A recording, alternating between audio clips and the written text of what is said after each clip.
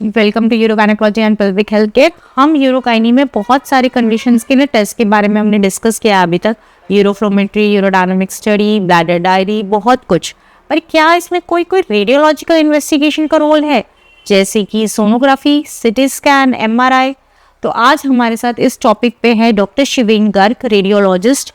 तो सर से पूछते हैं कौन से कोई टेस्ट है स्पेसिफिकली यूरोगायनी से रिलेटेड जिसमें कोई हेल्प होती है कोई रेडियोलॉजिकल टेस्ट की, या जिससे पता चले वसाई कोई यूरेट्रिक रिफ्लेक्स, कोई स्पेसिफिक टेस्ट ऐसा?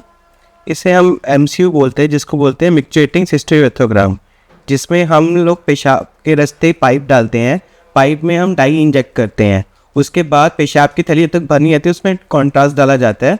फिर उसके बाद पेशेंट के पेशाब करते हुए हम अलग अलग तरह से एक्सरे लेते हैं, जिससे कि पता लगता है कि पेशाब की थैली में कोई तकलीफ तो नहीं है, ये पेशाब की थैली जो और यूरेथ्रा की पाइप है उसकी ओपनिंग में कोई तकलीफ हो। ये एक अकेली तकनीक है जिससे हम देख सकते हैं कि पेशाब से जो पेशाब की थैली से किडनी में तो पेशाब नहीं वापस जा रहा, जिसे हम VUI यूरेट्रिक रिफ्लक्स बोलते हैं।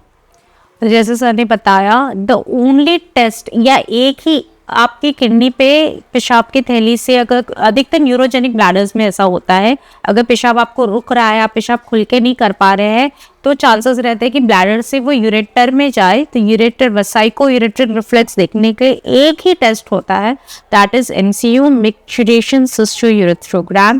तो अगर आपकी यूरोगायनी ने ये टेस्ट लिखा है, मतलब अधिकतर पेशेंट का ये होता है कि भाई ये टेस्ट से क्या पता चलेगा, हम ठीक हो जाएंगे। जितनी दिक्कत है, आपकी किडनी सेफ है कि नहीं, ये टेस्ट बेसिकली उससे पता चलता है और उनसे बहुत सारी चीज़ें पता चलती है। ब्लैडर की आउटलाइन, यूरिनरी ब्लैडर की outline, trabeculation, neurogenic bladder Christmas tree appearance, bladder neck की ओपनिंग कैसे वॉइड करते हैं, कितना अंदर रुक रहा है, कितनी कैपेसिटी है, ये करके तो बहुत सारे सब्स्टिट्यूट, बहुत सारी चीज़ें पता चलती है। तो ये है इन शॉर्ट मिक्चुरेशन सिस्टोयूरेथ्रोग्राम। और एक इसमें गलत फहमी रहता है कि ये नॉर्मली सिर्फ मेल्स में किया जाता है, बट जैसे अब मैम एडवाइस कर रहे हैं तो ये फीमेल्स के लिए भी उतना ही इम्पोर्टेंट है।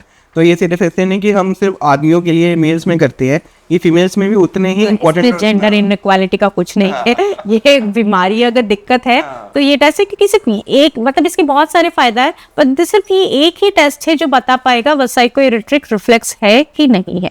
उसकी अलग ग्रेडिंग होती है, फिर ट्रीटमेंट उस हिसाब से होता है, तो दैट इज इम्पोर्टेंट। तो अगर आपको ये रिकमेंड किया है तो इसका सिग्निफिकेंस ये है। Thank you sir. Thank you.